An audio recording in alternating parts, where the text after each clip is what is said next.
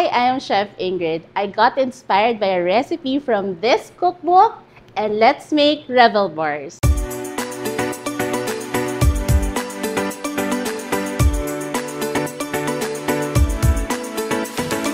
Okay, so I have the ingredients here.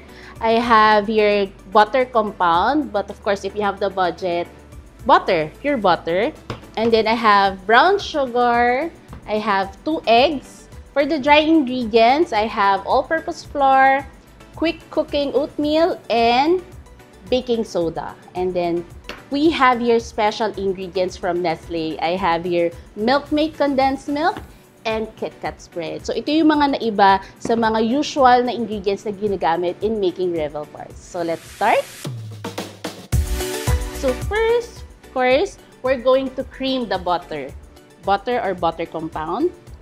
So if you have a stand mixer or hand mixer, yun ang gagamitin natin. Pero if you don't have, you can just make sure that you have softened butter and then gamitan nyo na lang ng spatula or ng wooden spoon. So this is like the usual cookie technique. Okay, so butter muna and then the sugar. So we're going to cream the butter and the sugar together. For example, in your cookie recipe, you have white sugar. This is the time also that you're going to put it in your mixing bowl. So, sugars and the butter. Okay. So, we'll just cream this until soft and fluffy na yung ingredients natin. Okay. Then, on standby ang ating eggs. So, you will see a pattern whenever you're making cookies, cookie bars. Ayan, laging creaming the butter and the sugars, and then you'll add the eggs. Okay, and then we have here our dry ingredients. So for this recipe, we have the flour and the quick cooking oatmeal and the baking soda. So yung baking soda, ito yung pampaalsa din natin. So I'll just put it here. You can also put the quick cooking oatmeal para at least isang lagayan na lang tayo later on. Okay? Once your sugars and your butter are incorporated, we're going to add in the eggs. So, whole eggs to, whole eggs. So, we just want to make sure they're well incorporated. Hindi kailangan ng matagal. Kaya nga, as I've mentioned earlier, kahit na wala kayong mixer, as long as your butter or your butter compound is already softened, pwedeng-pwede nyo na itong gawin. So, okay. So, our cream, butter, and sugar is just like this. Hindi kailangang matagal. Kasi nga, very easy recipe lang naman to. And now, we're going to add our dry ingredients. So, this is just the flour, baking soda, and the quick cooking oatmeal. Yan. So, very parang basic cookie bar. So, ang pinagkaiba lang talaga is may oatmeal ang Revel bars. And, of course, meron siyang layering. So, meron siyang chocolate layer. And then, yung crust na nasa ilalim, it's the same thing din na ilalagay natin sa ibabaw. So, medyo i-incorporate nyo muna ng ganyan para ma-moisten na siya. And less chances na, of course, mapunta sa iyo yung dry ingredient. So, we'll put this back in our mixer. Or, of course, if you don't have a mixer, you just continue using your wooden spoon or your spatula. And then, ayan, mix na natin siyang ganyan. We'll put the recipe dun sa ating description box. And if you want to cut it in half, halimbawa, isa lang naman ang gusto nyong gawin, pwedeng-pwede. Okay? So, let's see our crust. Okay. So, ito yung magiging itsura ng crust natin. Okay? So, it's not very sticky. Of course, if you're wearing gloves pa, talagang makita nyo, konti lang yung dumidikit sa kanya. So, it will be easier for you to pat this down sa inyong pans. Okay, so I'm just going to make sure na I get all the batter, the cookie dough from the mixer natin. And then, we'll just cut this into 2. Okay. Yan. So, you can use a weighing scale. But I know, many of us, or many of you, wala namang weighing scale kasi talaga sa bahay, diba? So, estimate na lang natin. But, what we'll also try to do is leave some for yung sa top part ng ating Revel bars. Pag pambenta nyo na to, kailangan syempre nakatimbang to. Hindi po pwedeng tansya-tansya lang. Okay? Ayan. So, ito yung sinasabi ko na sometimes I would put flour. So, magsasprinkle ako ng konting flour when I'm using bare hands. Ayan. But, of course, now I'm wearing gloves. Para pag in-spread ko siya, finalatin ko siya dito sa aking pan, ano mo yun, mas madali pag may flour. But that's if you're not wearing gloves. Okay? But if you're wearing gloves, ayan, kahit wala ng flour. Okay, so you try to make it flat, making sure that the sides, lalo na yung sa ganitong kanto, ayan, na nalalagyan. Kasi, kawawa naman yung dulo pag in-slice, di ba? Ang nipis lang nung part niya. Oh, see? You can still see yung mga finger marks ko. Ayan, so we'll do the same sa second pan. Okay, remember na nagtira ko dito. I still have this.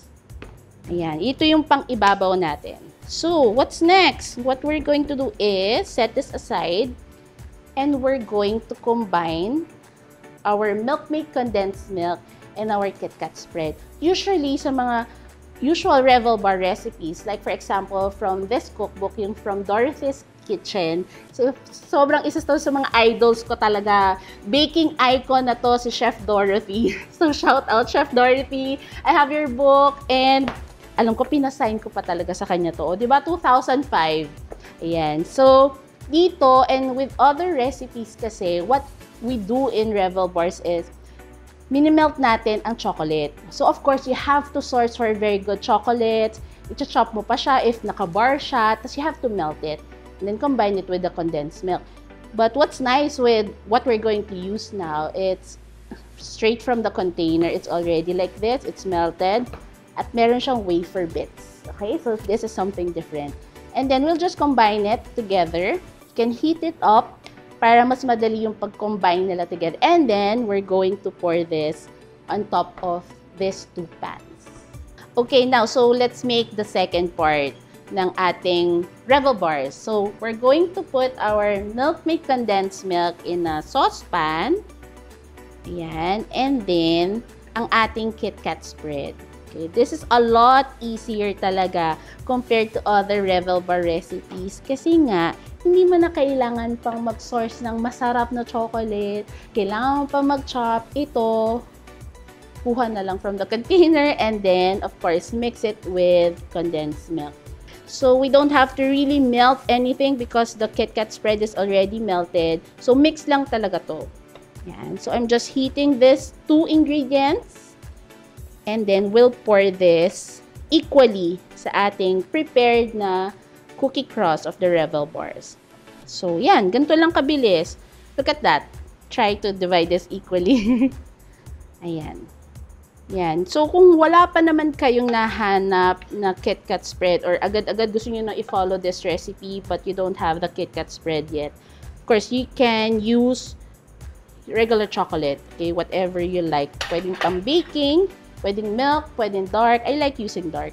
Or you can also make swirls of white chocolate dun sa dark chocolate nyo para mas maganda yung itsura. So, kakaibang Revel Bars. Kasi nga, di ba, what we're trying to do here is we just get inspirations from cookbooks or yung mga nasa YouTube already and then make our own. The recipes are just guidelines, so we just get inspirations from them. Ayan, ganyan. So, katulad ng kaninang sinasabi ko sa inyo dun sa cookie level natin, i-spread nyo hanggang dulo kasi kawawa naman yung makakakuha ng share ng walang chocolate or manipis lang yung pinaka-cookie dough niya. Remember, nag-reserve tayo ng cookie dough natin. Yan. So, gagamitin natin siya.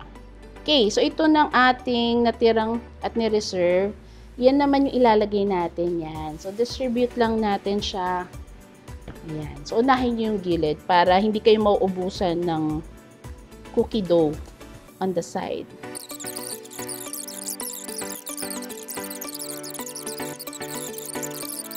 Gusto nyo matuto how to compute for cost kasi for sellers talaga, sobrang kailangan yan.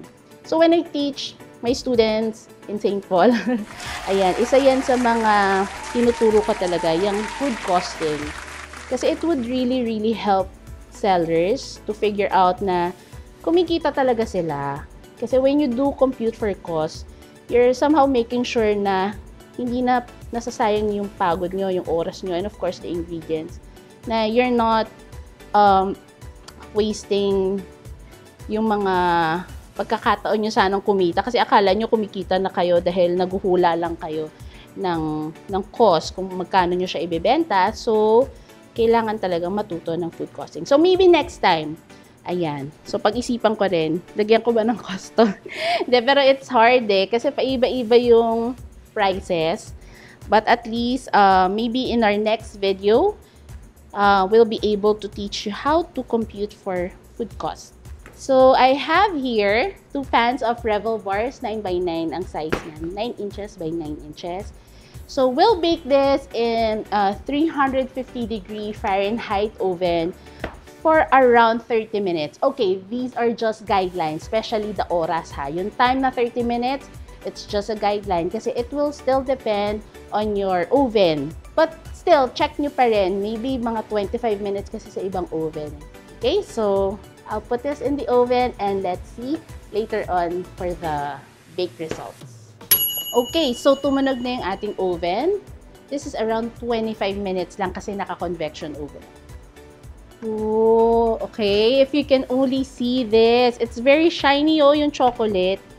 This is really hot. Ang bango-bango niya. Talaga, thank you sa KitKat. Ayan, I have here flaky salt. Okay, ito not usual din siyang nilalagay sa Revel bars, but naisip kong siyang lagyan. So, maglalagay tayo ng ganyan habang mainit para medyo kumapit yung saltiness. So, this will balance yung sweet and salty flavors. Alam niyo ba yun? May tinatawag ng swalty. Yan, so sweet and salty. So, hindi nauumay na yung ibang tao kasi pag all sweet, ganyan. So, they add a little bit of salt. So, this is flaky salt. So, iba yung texture niya. Not iodized salt, ha? And now we have our Revel bars. And sana i-try nyo ang ating recipe using Milkmaid condensed milk and KitKat spread, a new twist in making Revel bars.